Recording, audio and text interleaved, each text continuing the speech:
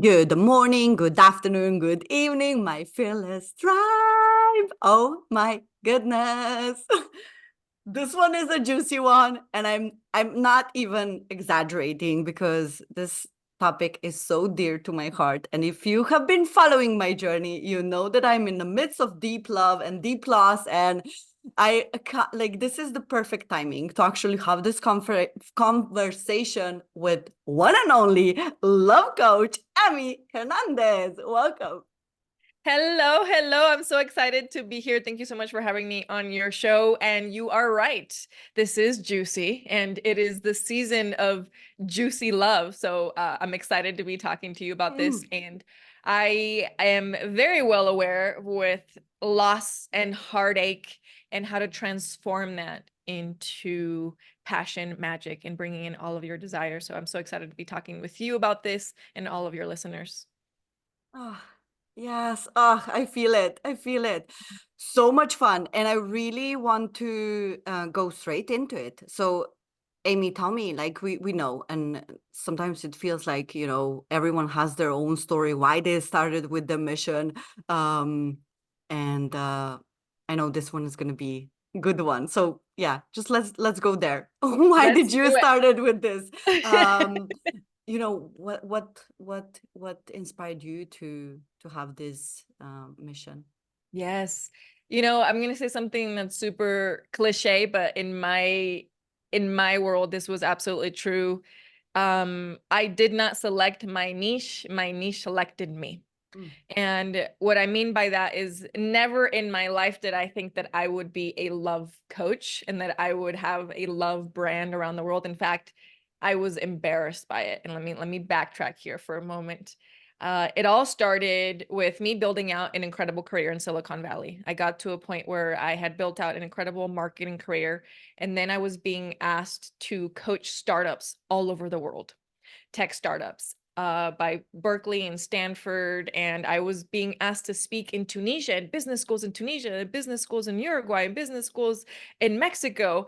And I had built out this incredible career as a Silicon Valley tech executive. Had nothing to do with the love world. And I realized, so one of the things I had thought is as I became more successful, I was going to be surrounded with more successful men. And that was true. However, they were not in the frequency that I wanted or needed. And I'm going to go into that in a little bit more. But let's just put a pin on the note here of that I was operating from, let's call it resume mode. And what I call masculine mode, because I was trying to be a really good executive man because I thought that's what would bring in a power, that's what would create a power couple. Okay. And I was sorely mistaken. We're going to go into that a little bit later. But what I realized is I was trying to operate from the world of look at me, look at all of my achievements. Ooh. Okay. I Been basically there, done that. right? Yes, right. So for those of you ladies listening to this and your corporate baddies or entrepreneur baddies, like listen up, because our energy when we are operating from our mode of achievements, first, it's coming from a trauma response of us not having had that level of recognition when we were little, okay? When we were not told, hey, you're good enough, either from mom or dad. So when we're constantly doing more and more and more and more and more, and you don't feel good enough, that is a trauma response for us to keep doing more. And for those of you who already have your master's degrees and are going for another double, triple certification, or trying to get your PhD, or yes, I'm talking to you. You don't need any more certifications. You don't need any more degrees. Okay, stop, pause. So I bring this up because so many of us who are constantly in achievement mode are also very sick. I've had an autoimmune disorder since I was 6 years old. And it got to a point, I actually wrote a memoir about this, and I was so embarrassed about it. I lived with constant pain. I was taking 22 painkillers a day when I was 21 years old. and the pain would never go away. I lived with acid in my esophagus, in my solar plexus, and it would not go away. And the doctor said I would have that for the rest of my life. I know we're jumping around a little bit, but I wanted to give you a little bit of the chronological order of how all this went down. I finally got to a point where I was at the peak of my career. I was speaking in stages in front of 10,000 people in Guadalajara, Mexico. So I thought, this is it. What else is there? I'm the best of the best in the world. By that point, I had published a book. I was speaking on literally global stages, and I was surrounded by all of these incredible men. Yet when it came to my dating life, and I was dating on Bumble and Hinge and several different places, well, first I was traveling so much that if I had one date, my next date was like a month later. That was not conducive to healthy dating. It got to a point where I realized this is not working.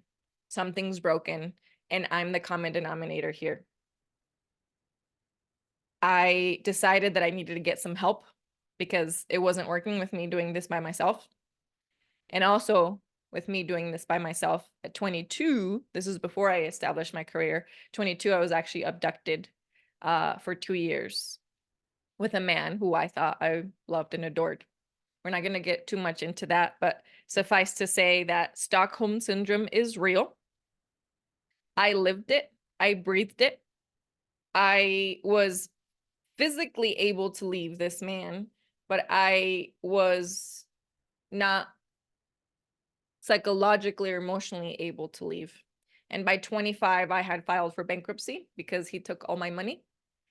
And I was one day from booking myself into a psych ward because I had found what narcissism was. And I was a victim for 2 years by a man. And I can tell you that I was basically a walking skeleton. I didn't know what was real. I didn't know what life was. I didn't know what reality versus fake was. It was a very scary time. So I had gone through that, being abducted. And then I had been through like, okay, now I have a kick-ass career and I'm doing amazing. And I still can't bring in a healthy guy. What's going on? I was attracting more narcissists or losers. Here is the other side of the spectrum. I was attracting a lot of men who are submissive or wouldn't take initiative and wanted me to do everything. And I was like, this is not sexy, because you're like, oh, I don't want to have sex with you because you're not taking the initiative. You're not leading. I want you to lead. And I finally got some help. I hired some coaches for a year, went through a year-long program with them, completely changed my life. I realized I was operating in basically being the project manager of the universe.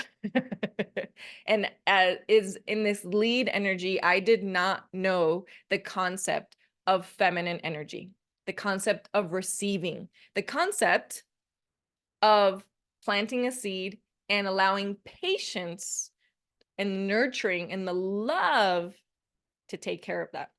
So I'm going to fast forward, learned all those concepts, rewired my belief systems, changed my DNA into a new identity, right? Upgraded all the software, both body and mind. And once I did that, I attracted the love of my life, soulmate Matt. I am with Matt now. We've been married for 2 years. We've been together for 6. My life today is, I can't even describe to you how cherished I am every single day, how adored I am, how spoiled I am. And I've become kind of like a useless human being at home because he does everything for me. And it's freaking amazing. I am a spoiled brat and I love it. And he still comes to see me speak on stages, and he's the #1 supporter and the #1 sexy man who's like, he loves seeing me on stage. So you can have all of that, but there needs to be a switch within us to recognize that I'm not doing this from a place of accomplishments. I'm doing this because I'm worthy and deserving, because I'm alive. And once I met Matt, once I announced the engagement, I started getting floods of DMs. How did you meet him? How did you do this? What's going on? And that's when I realized, oh my goodness, there are hundreds of women out there who are having the same issues as I did. But because it's taboo to talk about it, everyone was suffering in silence.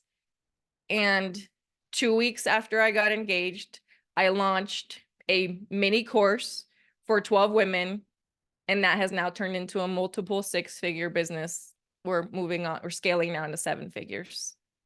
Wow. Where do I even, like, there's so many questions, but I just want to, just honor you for, and seeing you for the journey you gone through, and now, like, really there is a purpose in pain, and really using that so beautifully to inspire, encourage, and support other women to find and attract their soulmate. I want to go back to, that. I just want to say, like, I've been there.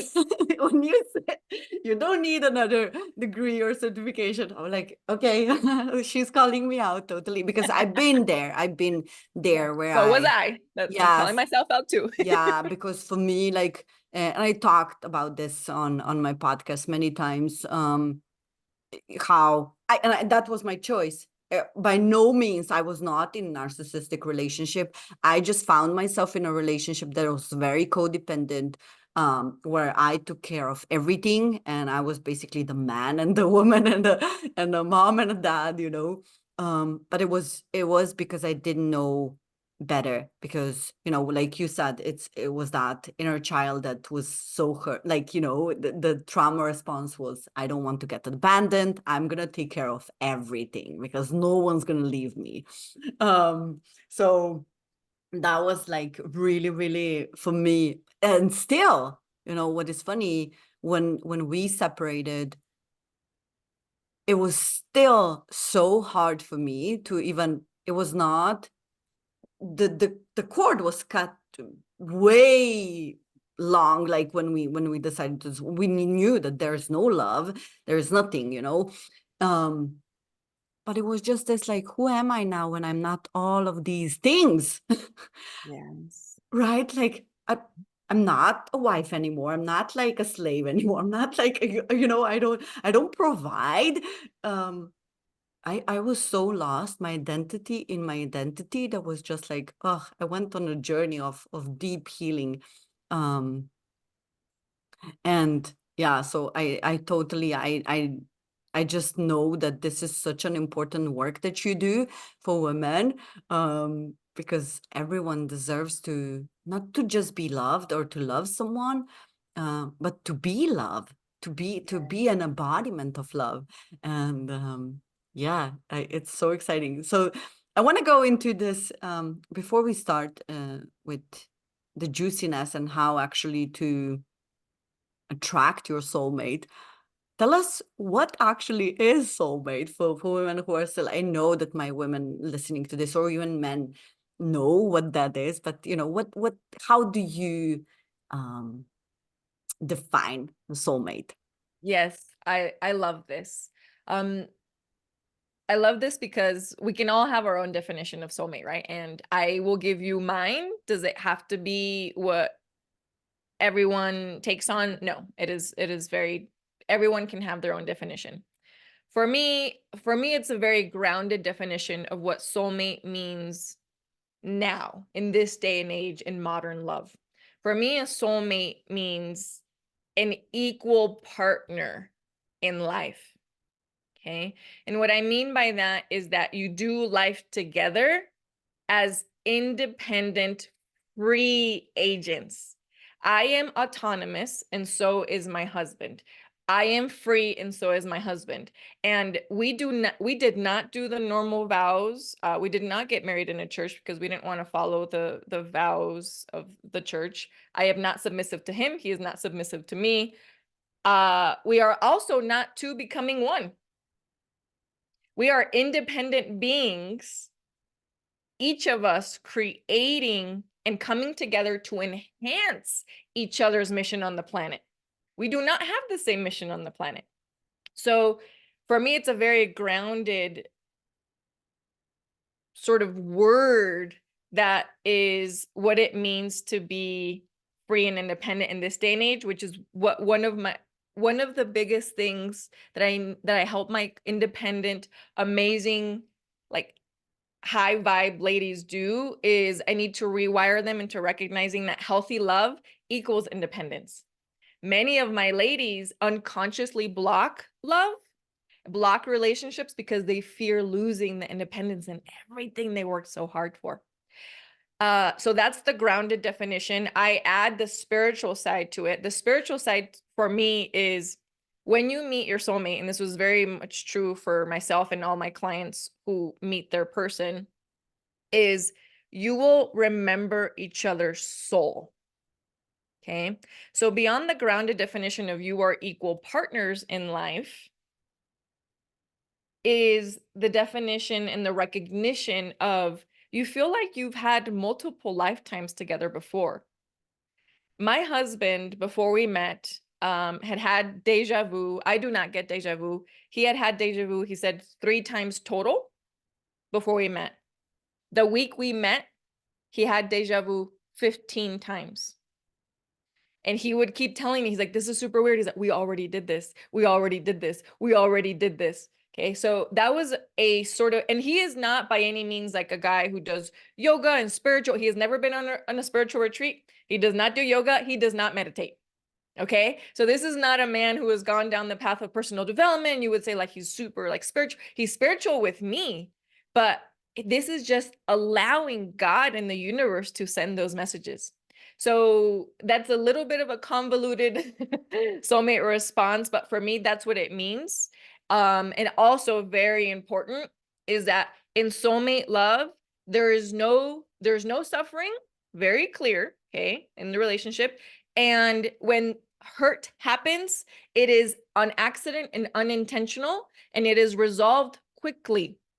So this idea of being in a relationship, this is where a lot of people will talk about twin flames quickly.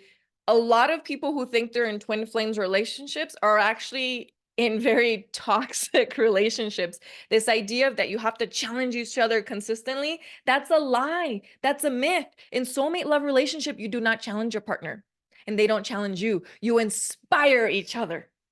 You grow together. But this idea of challenge, don't we have enough challenges in life as it is? Why would you want to push each other to do something? Inspiring is very different. I'll pause there for now.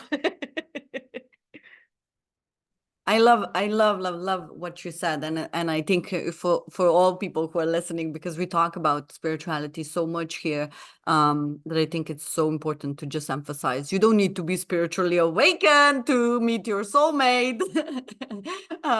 So that's like really cool that you said that, and I can totally like I know I have so many like, and going into friendships and just like having so many soulmates in terms of friends, I have these moments of we've been here before.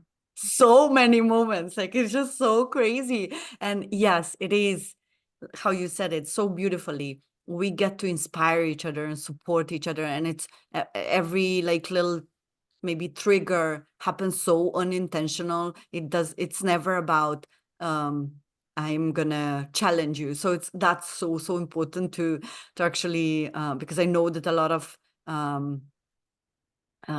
my friends are going through that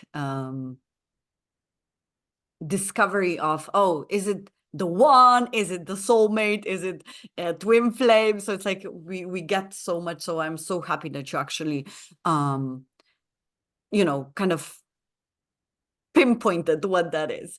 So now focusing on women and our ladies who are listening to this. So what would you say it's like you mentioned some of your hurdles, but when you talk about your clients, what is one of the biggest challenges that or kind of limiting beliefs that they have around meeting their soulmate? What do they actually believe around soulmates and their like having that equal partnership? Yes. So there are a few of the major ones, right? So first of all, this is very important. For anytime you go to a conference or anytime you work on this and somebody tells you write down your limiting beliefs, and this is my personal opinion on this because of the work that I've done, okay? It is a good start, but by default, a limiting belief is unconscious. So you actually you are completely unaware of it. So if for whatever reason you've worked on a limiting belief with any coach, which I do this as well with NLP, and something comes up later, don't beat yourself up, okay? Be compassionate with yourself, especially if you think, I already worked on this. Here's why. True limiting beliefs are completely unconscious and you're unaware of them. So there's no way that you can actually write them down. Okay. This is why I do something called recodes with my clients where we upgrade the DNA. I can actually go into the DNA helix, pull out what no longer serves them, and implement and create and command the new belief system. Okay. Some of the major ones that we address are men are unsafe. Okay. This is cognitive dissonance. I have not met a woman, I have yet to, maybe one day we'll get to this on the planet, who has not had some sort of dangerous encounter with a man.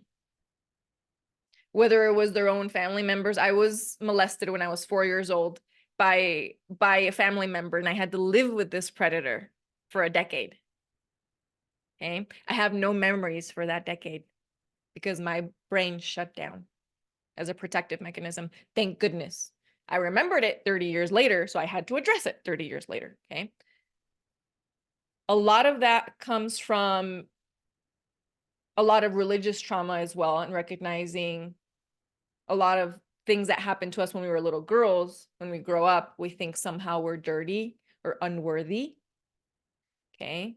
So it's not, if you're thinking you're dirty or unworthy or undeserving of love, it's not coming from the adult version of you. It's coming from a decision that you created before, through conception, before 5 years old. We're just repeating the pattern. Okay. So be kind to yourself in that. Another one is the fear of losing themselves, the fear of losing their independence, because we see so many women and men go into relationships and then disappear from the world, disappear from their friends, and they become so codependent because they think their life revolves around them. My life does not revolve around my husband. My life revolves around me. My husband is an amazing added bonus cherry on top of the sundae I created. Because here's what's very important. My husband cannot make me happy. I'm going to repeat that. Your soulmate's job is not to make you happy. Only you can do that. Only I am responsible for my own happiness. I'm responsible, accountable for my own happiness. A healthy partner can only enhance the frequency that you're already putting out in the world. This is why it's very dangerous for women who are looking for a savior, right? And they're broke, they're having a really hard time with life, and they just want a man to come in and take care of the bills and save them. The only thing that can happen is you become their victim, because by default, a man that wants to save you is someone who wants to control you. My husband knows he doesn't need to save me. But guess what? I create a lot of moments where I am useless on purpose. Like I have not opened a jar of pickles in 6 years because my husband does that for me, because I hand them off. I'm like, I need help. Thank you. Okay. I have not touched the trash in 6 years because he has designated that to be his job, because princess hands don't touch trash. Oh my goodness. Right. So cute. Right. So this goes beyond competence, but it's the recognition of what we want to do for each other. So those are some of the major fears. A lot of the one that women don't understand is the fearing men, but yet wanting to be on the dates, right? Or saying they don't want a relationship, yet being on the dating apps. There's cognitive dissonance there. So what I do is help them realize, like, okay, you do want a partnership, you do want to be in a relationship, but it has to have these values. Yes. So if they match these values, is this what you want? They're like, yes. Okay, awesome. So I want you to know that just because X person cheated in the past, that doesn't mean that this person is going to cheat, but we need to shift her frequency in order to not continue to find another cheating man. Because if her blueprint states that her father cheated and her first husband cheated, then she's going to go find more cheaters on accident. That's how the law of attraction works, baby. Ladies, go back and listen to this again. This is actually so, so true, because now I'm talking to my best friend. If you listen to this, I know you are.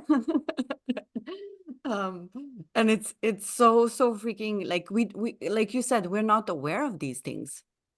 We are not aware of these things, because my pattern was like, you know, my dad was an alcoholic. My my brother was a drug addict, and then my ex-husband was a gambler. And, you know, recently when I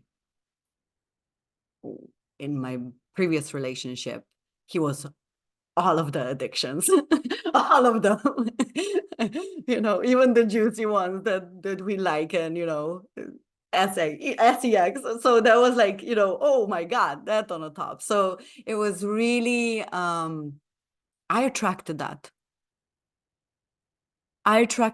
And once I really got aware of that, and it was this, the trigger of abandonment, when I was there, left alone. And I was like, oh, you know, this is like my 4-year-old me just being there. My father just left me. All that came back, and I was just like, this has to stop.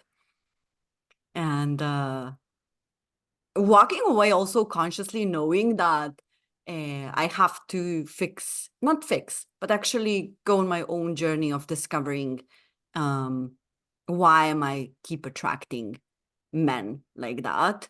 Where I'm not feeling safe with myself, right? Because it's just this trauma bonding all of the time, because I don't feel safe with myself. And I have to tell you, like, you coming at this point is like everything is clicking. So wow. You know, when we say, like, when student is ready, teacher appears. I'm here. I hear you, sister. I hear you. And I'm so happy. Like, this is so, so good. Like, it's landing, because even if I would, you know, we've been in personal development for so long. You read the books, you listen to the podcast, but it's just not landing until you actually experience, and you're like so consciously, and you're like, no, I have to get out of myself from the matrix. I've been in this story for too long, you know. And now when you're saying like it's landing, it's like everything is clicking. So I'm so, so happy. And I love that. going Makes my back heart to, happy. yeah, going back to beliefs, and just like, and you kind of said also what are the methods that you are like using to switch them. What would you say, like, if someone is listening and saying, like me, like, yeah, this is like, it's landing. What would you say would be like the best kind of way for them to kind of go on that path of healing, on finding solutions? You know, what would be some of the ways that you recommend, like here on the podcast? Some of the solutions, tips, tricks, hacks. Yes. So I have a few books that are my absolute favorites. And each book is going to have their own magic, right? I have yet to find the book, which means the universe is telling me I have to write it, that encompasses all of the elements. And what I mean by that is that there's mindset work, right? There's healing work, like energetic work, upgrading your DNA. And then there's skill set work. A lot of people skip this part. What do I mean by that? Just like we learn to read and write and do math, it's a skill set to communicate with another human being. We're not born with that skill set. We need to learn it. And a romantic partnership, we spend so much time in corporate dollars in teaching people how to communicate in business, but we just pretend people are supposed to know how to communicate in love. And that is so false. No, we need to learn that too, which is why I created Soulmate Love University. So here are some of my favorite books. All right. So the first one I started with, and I have all my clients start with, is The Soulmate Secret. Okay. The Soulmate Secret by Ariel Ford is absolutely magical. She goes into how the law of attraction works specifically for love. Okay. And I love that she didn't meet her person until I think she was 53 or 54. Don't quote me on the exact number, but she was in her 50s. Amazing relationship that she has with her partner. And she goes through rituals and what to do in your home and prompts and journaling to do to shift your energy into the frequency of gratitude in the energy of eager anticipation instead of impatience. I'm going to repeat that because eager anticipation and impatience feel the same in the body. But you need to choose which one it is. It's the same thing as you being nervous or being excited. The body doesn't know the difference. You need to command it to tell it, hey, I'm eagerly anticipating my man's arrival versus, oh, why isn't he here yet? See the difference? Right? So you can be excited about one before someone comes along. I really love this because, you know, in law attraction, we know that trust is so important. And what you're saying is like, when you're impatient, you basically don't trust that this is already done. When you're eagerly anticipating, it's like, yeah, it's done. I know it. I feel it. So it's like, it's so, so good that you put it like this. Oh, I love this. This is so much Yes. fun. I'm so glad you like it. Because it's so important, because the energy of impatience will actually repel your desires. So you're pushing them away and making them take longer to receive when you're just monitor. You go about your day with the excitement of today's the day I meet my soulmate, and every day you wake up with today's the day I meet my soulmate. It changes the energy and how you operate and the love you pour out into the world, not just for your soulmate, but for the male person, for the cashier, for everyone in the world. When you operate from the form of everything I desire is here and it's coming to me at the perfect time, it doesn't matter. Because I always tell my clients, no matter what, you're still going to have a first date with your soulmate. I didn't know the day that I went on my first date with my person that he was the one, like the right before the date. I didn't know that, but I still had to have a first date. You didn't tell us if you met him on the dating app. I think that's I did. Yes. We met on Bumble. There's another thing that the ladies have, like, Emmy, I want to meet someone organically, not on a dating app. Honey, baby, get with the times. If you really do not believe in the dating apps, stop using Google. Okay. Right? We have to use technology. Because we think, oh, I want to meet how my mom and dad met or how my grandma met. Honey, baby, they didn't have choices. Our ancestors were property. They were a means of exchange. Don't dismiss the opportunities and the blessings that the universe has given you. This is so much fun. The technology from 50 years ago was the newspaper. Do you know that people put out classifieds ads to meet each other? Okay, it wasn't that long ago that people were using Craigslist in the US. So thank goodness that there's an app now that actually keeps us safer, by the way, because you do not have to put out your personal private contact information. You can keep it within a specific way. This is why a huge part of my training is called enlightened dating.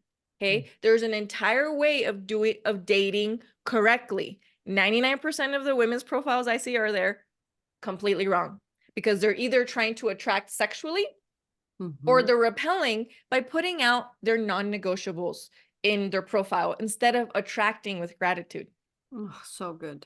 So Okay. good. Don't put out your non-negotiables. Write your non-negotiables in your journal, but don't put them out there because it makes you sound kind of mean and bitchy. You say, don't swipe right if, don't swipe if, like, no, stop doing the don't.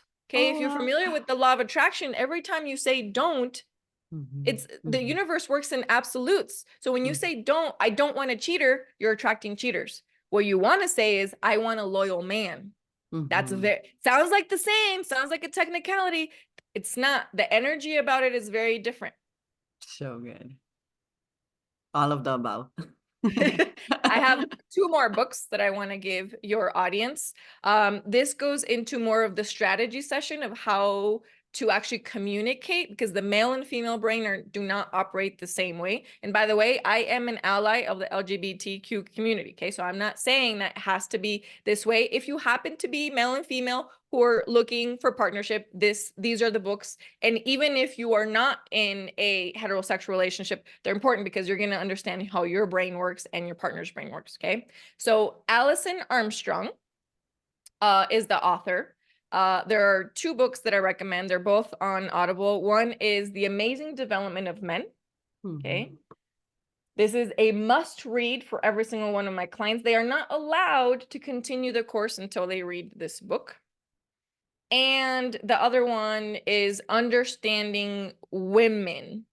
Okay, also by Alison Armstrong. One of them is just audio and not a book. She's got tons and tons and tons of audio courses. Those are the two main ones that help you understand how to properly communicate and how to, as strong masculine women bringing in feminine energy, how to not emasculate your partner.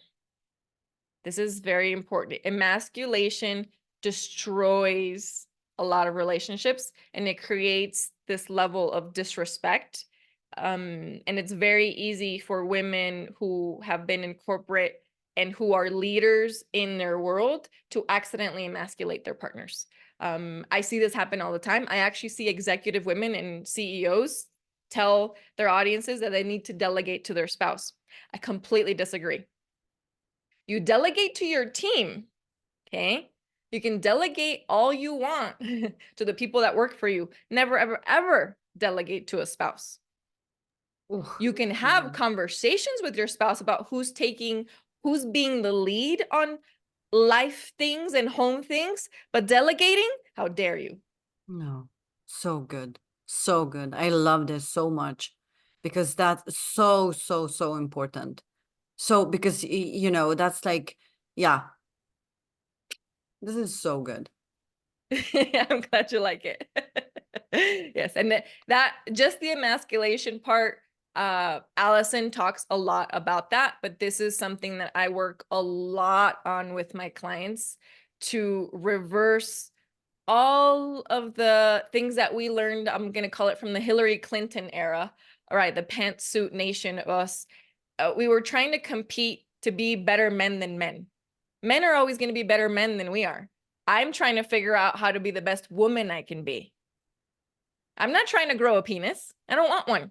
I'm very happy with my vulva and my vagina and my reproductive organs. I do not want a penis. They seem like they get in the way. So good. I'm very happy that my husband has one and we use it to operate however we like, right? So the only way that we can be the best version of ourselves is for us to know that we are enough exactly the way we are and how we feel about ourselves, as opposed to trying to be something better, having a better resume in order to attract a better man. And this is very important. High value, healthy men do not care about your resume. Let me repeat that. High value, healthy men do not care about your resume. That doesn't mean that they're looking for a submissive partner. Not at all. They're trying to see, can you be playful? Can you laugh at yourself? Can you go out and play mini golf? Can you go out and do these fun little activities and not have to keep score? Any man or woman keeps score on a date, red flag, peace out. So good. I love that. Oh my God. You know, that's why I think, you know, one of my dates on Tinder, that's why I just don't like Tinder. Just Tinder's actually one of the apps that I tell my clients to not get on. Oh my God. Good ones. You can do whatever you want, but yeah. One asked me on the first date to pay for a drink. The second one wanted to kick my ass in the pool. Oh my goodness. So ladies, I have plenty of bad Tinder stories. So yeah. No. But yeah, that is so, so, so cool. Like, I love that you said that, you know, that's such a important perspective. Like, no, don't keep a score. No. Yeah. I'm going to tell you a quick little story of how my husband sort of operates in this world. My husband is really good at golf. He'll tell you he's not, but he is. He was on a team for many years, not a professional team, but sort of like school team. And in comparison to us in our skill level, I'm like at -5 at golf, right? And he is, let's give him a 10, right? And the first time we went out together, he was so impressed. He's like, honey, you're really good at this. He's like, you hit it straight. You hit the ball straight. And I said, is that not normal? He's like, no, most people splice it to the left or to the right. And I'm like, okay, well, I'm just doing my thing. Honestly, I just went golfing because I wanted to drive the little golf cart, and I'm really, really bad at driving those, but I have so much fun. So he made sure that I drove the golf cart the entire time, and we just had so much fun. I was chasing geese. It was amazing. I found out on the first time playing golf that you want a lower score, not a higher score. Okay. I didn't know this. I know it sounds silly. And so we had a little score pad that we were keeping track of score. He let me keep track of the scores, knowing that I don't know how to score anything. So the way I was scoring our entire game was with emojis. I put little emoji faces, some emoji kissy faces, some hearts, silly faces on there. And at the end of the entire game, I only played like half of the holes because I got tired. And we were just kind of following each other around. By the end, when we were leaving, I had added, I think I wrote 1,000,000 points next to his name and like 2 next to mine. Obviously, if you're keeping score, that would have been a horrible score for him to have. And he thought it was the most hilarious thing ever, right? So we turned this into a playful outing, which is what it means to be in a healthy relationship, because we knew we weren't actually keeping score. Okay. This is what it means to be in a healthy, modern relationship with someone who treats you as an equal, but you know that you don't need to consciously be one-upping. I see this too much in power couples and even non-power couples where they don't recognize, stop keeping score. Have fun, be joy. The number one thing that couples, where I do my couples coaching, the number one thing they lose when they've been together for a little while is they lose a playfulness. Once the playfulness is gone, the relationship deteriorates very, very quickly. Oh, yeah, that's that. Be playful, be playful. That's so important. I think that, and this is what I found also in business. I've been an entrepreneur for 20 years, and I think, like, for me, when I lost the playfulness in business, it became so clear that no, I need to shift, I need to pivot, I need to change the dynamics with the relationship that I have with the money, with the business, with the clients and everything. It's not fun anymore. Yeah, you have to have fun. That's the number one thing. What is exciting in your world right now? Oh my goodness, a gazillion things. But I'll tell you what comes top of mind is that after 2 years of my followers begging, I'm officially launching my podcast, Confessions of a Loveaholic. Yes, and is named this way specifically because most of the people I come across are addicted, baby, to love, or what they think love is, equals trauma bonds. So we are going to be kind of reverse engineering what a trauma bond is and having guest experts, including yourself. I'm so happy that you're coming on the show. So that's what's most exciting right now, because it is letting my global audience see, how do I actually operate? We're going to have guest experts and we're going to have actual breakthrough sessions on there. So people who I don't know and never met are going to come on, and we're going to have an intimate yet global intervention. My interventions are intense. Okay. Anyone who's ever met me, they come through a session, they walk away kind of like, your brain will be so jumbled because I rearranged the furniture up here. And we also changed your DNA, and your body will take about 30 days to upgrade. It will feel like a flu. It will feel like you got COVID, but we need to kill off the cells of your identity that no longer serve you. So that's going to be a blast. Oh, good. I'm so excited. And, yeah, I'm so excited. You also mentioned during our chat, our conversation, Soulmate University. Tell us what that is. If people are like, I want to know more. I want to work with this woman. I want to get more information. How does actually modern love works in practice? Yes. I love it. So Soulmate Love University is the organization that I created, because I realized we get taught so many things in the corporate life, even in the spiritual realm, the certifications and all these things, but we don't get taught that there's an actual checklist to bring to healthy love. So I created Soulmate Love University, and there are 2 tracks. I help women find their soulmate, and I also help couples bring back the spark. Okay, especially couples who work together. The romance starts to die when you work together because they get so caught up in the masculine energy. So you can find me there's 2 different sites that you can find. One's being loaded at the moment, but Soulmate Love University, find me the contact page on there. I have easy memberships, monthly memberships. You can come, take what you need and leave when you need, as long as you get your result. And I also have VIP packages, women who are like, Emmy, I don't want to dabble in this. Like, I'm ready to find my soulmate now. Like, just rewire everything we need to. Let's fast track the results. And we work together on a weekly basis so that we rewire everything in your life and just transform everything in 12 months. And you can, if you're looking specifically just for membership and you want to just check out some of the newsletter, I launched a new free newsletter that you can join. And that is on howtommeetmysoulmate.com. Super easy. So How to amazing. meet my soulmate.com. And I hope to see y'all there. And I hope that we can continue our conversations, because this is obviously something we can talk, and I do talk about for 3-4 days at my retreats. So it's never ending, right? I love it. So much fun, because it's like you walk the talk, and that's so it's so amazing.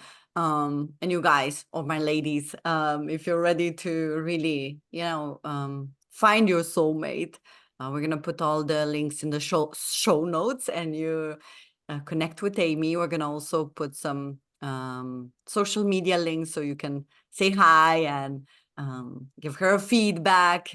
What did you like from the episode? Tag both of us on Instagram. And before we wrap it up, I think this is the longest episode, because you guys, you know that I'm sucker for love.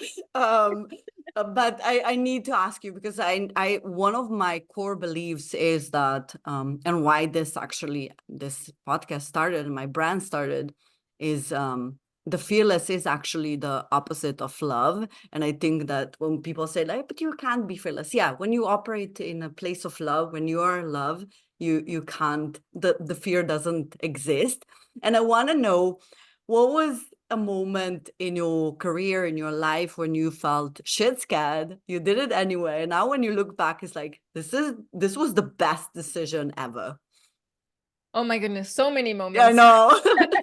Now I'm trying to think, like, which one was one of the biggest ones. I'll tell you, one of the ones where I actually had an intervention from one of the Tony Robbins coaches, because I kind of refused to do this.